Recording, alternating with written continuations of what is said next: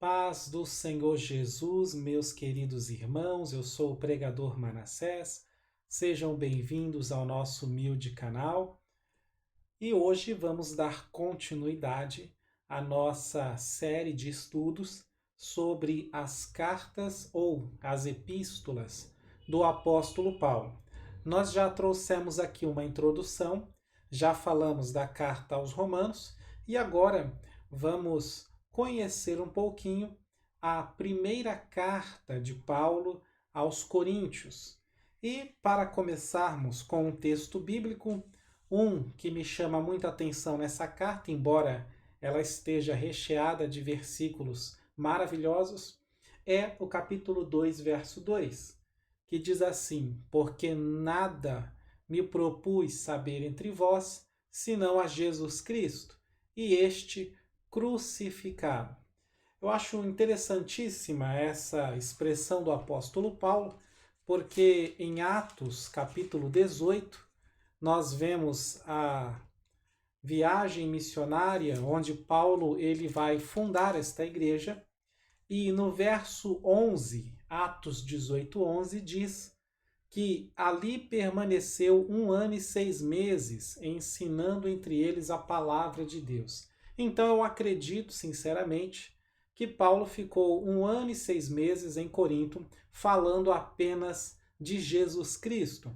Tanto é que ele vai doutrinar a igreja através de cartas e não pessoalmente. Porque pessoalmente nada me propus saber entre vós, senão a Jesus Cristo e este crucificado.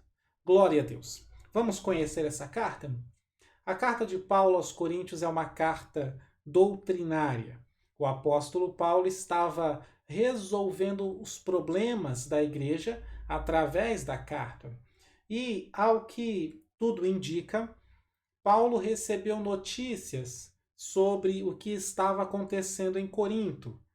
Ou seja, a igreja tinha tantos problemas que a liderança local não estava conseguindo resolver, então chamaram reforços. Alguém foi falar com o apóstolo Paulo. Veja 1 Coríntios capítulo 1, no verso 11. E nós percebemos também que alguns irmãos enviaram cartas, ou até mesmo a própria igreja se reuniu e enviou cartas ao apóstolo Paulo fazendo várias perguntas. Veja 1 Coríntios capítulo 7, versículo 1. Então nós percebemos que essa primeira carta de Paulo aos Coríntios é uma resposta para a igreja. E é curioso que a primeira carta de Paulo aos Coríntios é, na verdade, a segunda carta que ele escreveu, porque em 1 Coríntios capítulo 5, verso 9, ele vai falar que já havia enviado uma carta anteriormente. Isso nos leva a supor que existia uma comunicação entre Paulo e a igreja através de cartas. Então, a primeira carta aos Coríntios, ou seja, a primeira que Paulo escreveu, se perdeu. Nós não temos conhecimento dela, mas sabemos que ela existiu porque Paulo faz menção dessa carta em 1 Coríntios 5:9. Agora, em 2 Coríntios, temos uma referência a uma outra carta, 2 Coríntios 7:8, que seria, no caso, a terceira. Então, a primeira carta se perdeu, a segunda nós temos na nossa Bíblia, é a que estamos estudando agora. A terceira também se perdeu e a quarta é a carta que nós vamos estudar na próxima aula, 2 Coríntios. Percebe? Então, as cartas que nós temos na nossa Bíblia, que chamamos de 1 e 2 Coríntios, são, na verdade, a segunda e a quarta, porque a primeira e a terceira se perderam. Bom, vamos ver os capítulos. No capítulo 1, Paulo ele trata um gravíssimo problema, talvez o maior problema da igreja, e é por isso que o apóstolo tratou este problema primeiro. E que problema tão grave é esse? É a divisão que existia na igreja. Veja que, por exemplo, lá no capítulo 5, ele vai falar de um incesto. Ou seja, a divisão da igreja é um problema maior do que um caso de incesto dentro da igreja. Olha que coisa. Então, o que estava acontecendo na igreja aos Coríntios? Uns diziam, eu sou de Pedro. Isso significa os milagreiros. Outros diziam, eu sou de Apolo. Isso significa os eloquentes. Outros diziam, eu sou de Paulo. Isso quer dizer os teólogos. E outros diziam, eu sou de Cristo. Isso quer dizer aqueles que se fazem líderes a si mesmos. Não, eu sou de Cristo, não preciso obedecer a ninguém. Os insubordinados. Então você pode ver isso em 1 Coríntios capítulo 1, versos 10 a 12. Paulo, ele poderia tranquilamente apoiar o grupo que levava o seu nome, mas ele não fez isso, pelo contrário, derrubou todos os grupos e exortou a igreja à união. E ele vai tratar desse problema nos próximos capítulos. Por exemplo, no capítulo 2, ele exalta o evangelho. Como a igreja estava desunida, ele vai tratar do evangelho agora para trazer a igreja à união. Isso é muito interessante. O problema de divisão é resolvido pregando o evangelho, fazendo com que a igreja volte ao evangelho genuíno e verdadeiro. E assim você une a igreja novamente. Então, Paulo exalta o evangelho no capítulo 2, que é a sabedoria de Deus e é o motivo da união da igreja. Ele desfez os partidos dentro da igreja e agora ele dá um motivo para todos se unirem, que é a sabedoria do evangelho. No capítulo 3, Paulo ainda está tratando desse problema da divisão. E ele mostra que ele, Paulo e Apolo, são apenas servos. Nesse capítulo 3, nós temos aí uma referência de que talvez Apolo foi um dos líderes, foi pastor na igreja de Corinto. Porque Paulo diz assim, eu plantei, Apolo regou. Ou seja, eu plantei a igreja e Apolo esteve aí trabalhando como pastor por algum tempo, regando. E aí ele vai dizer que eles são apenas servos, que suas obras serão passadas pelo fogo, tanto o que Paulo fez como o que Apolo fez. Isso vai ser julgado por Deus, vai ser passado pelo fogo, mas que a igreja de Deus é o templo do Espírito Santo e que ninguém pode destruir o templo do Espírito Santo. Caso contrário, será destruído por Deus. Veja 1 Coríntios 3, 16, 17. Quando Paulo fala isso, é porque ele está tratando o problema da divisão e ele está dizendo, olha, vocês são o templo do Espírito Santo. Se alguém quiser insistir na divisão e destruir o templo do Espírito Santo, Deus vai destruir essa pessoa, porque a igreja é santa. Tá? No capítulo 4, Paulo ainda está tratando o problema da divisão e ele explica como que os ministros de Deus devem ser tratados e considerados. Porque eles não estavam cada um escolhendo o seu ministro, eu sou de Pedro, eu sou de Paulo, eu sou de Apolo. Então Paulo vai explicar agora. Veja que ele começa o capítulo 4 dizendo, assim pois importa que os homens nos considerem como ministros de Cristo e despenseiros dos mistérios de Deus. O despenseiro é um mordomo. Ninguém idolatra mordomo. Você já viu alguém idolatrar o mordomo? Claro que não. Ninguém coloca o mordomo como sendo alguma coisa. Mas todo mundo usa e abusa do mordomo, pedindo coisas, dando ordens, leva isso, traz aquilo, etc. E Paulo está dizendo que nos considerem como mordomos. Ok? É assim que se trata. E aí, Paulo ele se coloca como o último, como o espetáculo ao mundo. 1 Coríntios 4, 9. Agora, no capítulo 5, Paulo trata de um caso de incesto. E é através da carta de 1 Coríntios que ele aplica a disciplina. E é aqui que nós aprendemos algumas coisas sobre disciplina. Primeiro, disciplina é em caso de pecado grave. Porque ele trata outros pecados, por exemplo, no capítulo 6, um irmão processando o outro, um irmão abrindo processo contra o outro, e depois ele vai tratar outros problemas aqui no decorrer da carta, mas nesses outros problemas ele não aplica a disciplina. Agora, nessa questão de imoralidade, uma questão de um problema de cunho sexual, de prostituição, então ele aplica uma disciplina. Tá? Segunda coisa que nós aprendemos é que para que a disciplina possa valer, a igreja precisa de um rol de membros. Isto é, um registro para que todos os membros sejam ali cadastrados. De maneira que a partir daquilo você sabe quem é membro e quem não é. Quem é membro e quem é apenas visitante. Tá? Então, a disciplina se aplica excluindo essa pessoa para fora do rol de membros. Ou seja, a igreja toda concordando que aquele cidadão não faz mais parte da igreja, do corpo de Cristo. O que é ligado na terra é ligado no céu. E é por isso que ele usa uma expressão forte, né? 1 Coríntios 5,5, que ele seja entregue a Satanás. E isso diz respeito à exclusão do rol de membros da igreja. Porque quem está na igreja, quem faz parte do corpo de Cristo, é naturalmente protegido por Deus de muitas coisas que o diabo gostaria de fazer, mas não pode, porque tem uma proteção natural nas nossas vidas. Agora, quem é excluído da igreja, naturalmente perde essa proteção. Então, nesse sentido de deixar de ser protegido pela igreja, é que Paulo está dizendo, seja entregue a Satanás. No capítulo 6, Paulo ele trata de um problema judicial. Um irmão processando outro irmão na justiça. Levou para o tribunal.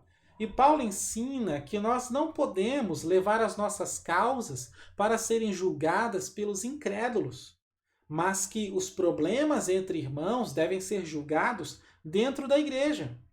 Onde ele vai dizer, não tem ninguém sábio aí entre vocês que possa julgar isso? Em outras palavras, o cristão ele não precisa contratar advogado se ele tiver um problema com outro cristão. Ele não precisa levar a sua causa até o juiz. Tá? Se a causa é entre irmãos em Cristo, então que a igreja, a noiva de Cristo, julgue a causa. Mas, como ele mesmo diz, isso daí, quando você leva, processa um outro cristão, leva para o tribunal, isso já é uma derrota para toda a igreja, porque o cristão deveria sofrer o dano por amor ao seu irmão. Como ele diz em 1 Coríntios 6,7, na verdade é já realmente uma falta entre vós terdes demandas uns contra os outros. Por que não sofreis logo a injustiça? Por que não sofreis antes o dano? E ainda no capítulo 6, Paulo fala também da prostituição e que o nosso corpo ele foi feito para o Senhor. No capítulo 7, Paulo dá ensinos sobre casamento, solteiro, viúvo, tá? E ele diz que seria melhor que todos ficassem sozinhos, ficassem como ele. Tá? Por que Paulo diz isso, que seria melhor ficarem sozinhos? Paulo não é uma pessoa contra o casamento, de maneira nenhuma. Veja 1 Coríntios capítulo 7, verso 26, e você vai entender que Paulo ele quer precaver os irmãos, ele quer proteger os irmãos contra a perseguição que viria, porque já uma perseguição contra os crentes, os cristãos, estava se levantando. E imagine que é melhor você ser lançado para ser comido por leões na arena sozinho do que você ter que ver a sua mulher ser lançada lá, os seus filhos serem lançados lá. O sofrimento é muito maior. Então, por causa da perseguição da época, que Paulo diz que seria melhor ficar solteiro, ok? Mas não quer dizer que ainda hoje é melhor ficar solteiro, tá bom? Isso é um caso daquela época, ok?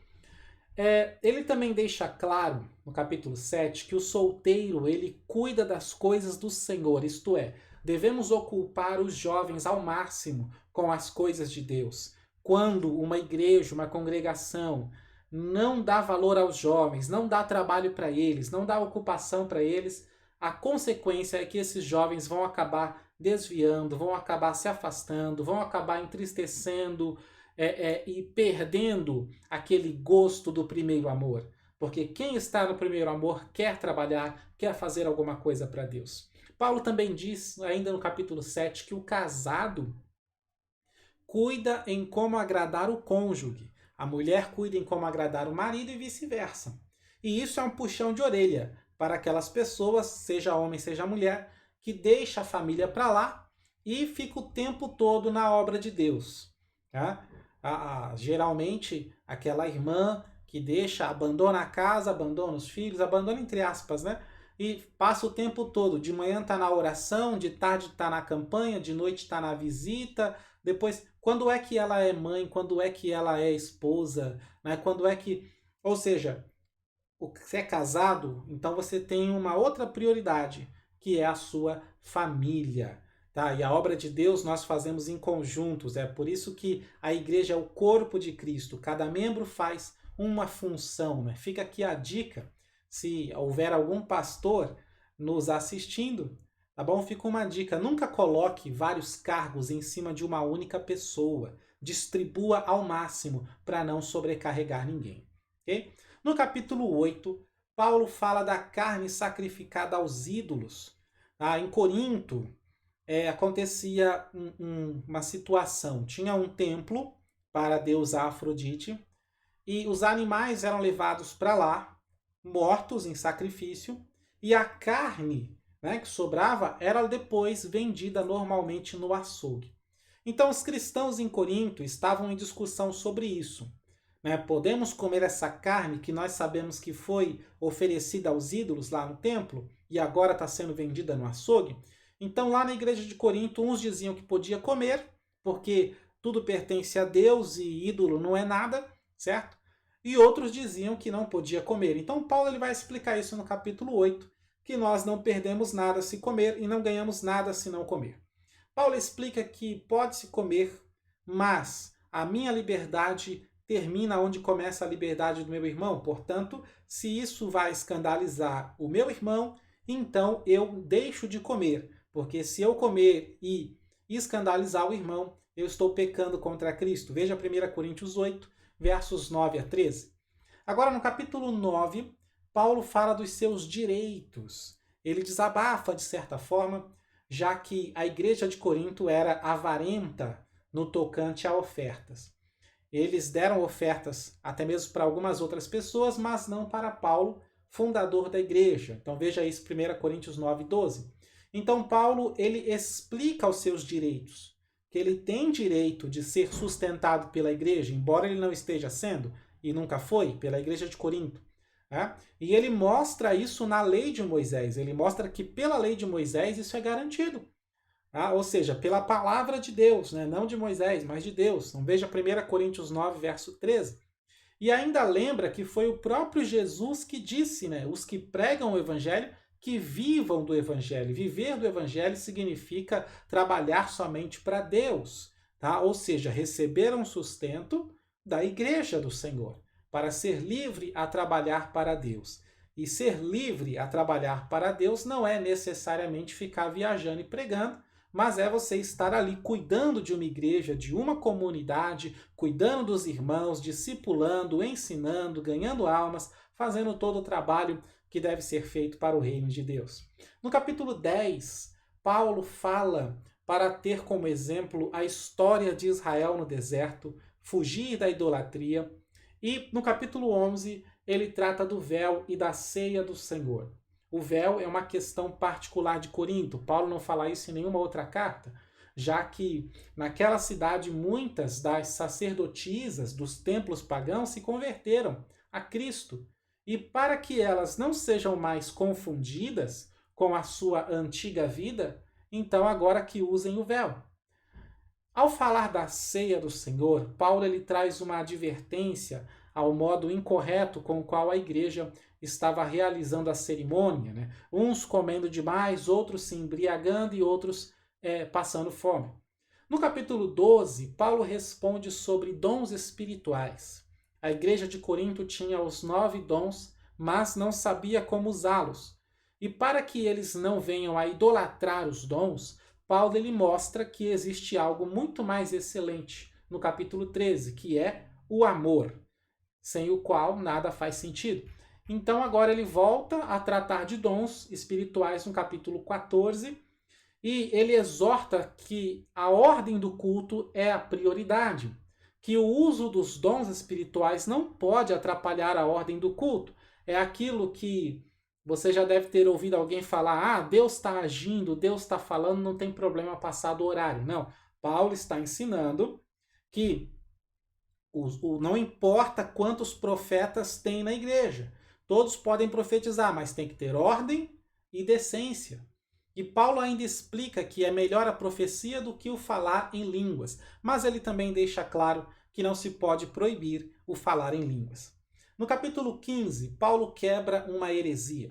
Aparentemente haviam algumas pessoas na igreja de Corinto que estavam dizendo ou ensinando que não existia a ressurreição de mortos. Então Paulo agora dá uma aula sobre esse tema, uma aula maravilhosa no capítulo 15. Se você não lê a carta toda, leia ao menos o capítulo 15, é muito interessante. E ele mostra que sim, existe ressurreição e ainda diz como que vai acontecer.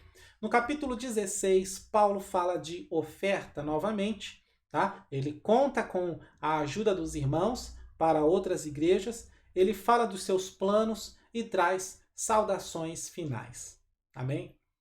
Bom, sem dúvida, a igreja de Corinto era a mais complicada de todas. Mesmo sendo a igreja que tem todos os dons, foi chamada de carnal no capítulo 3.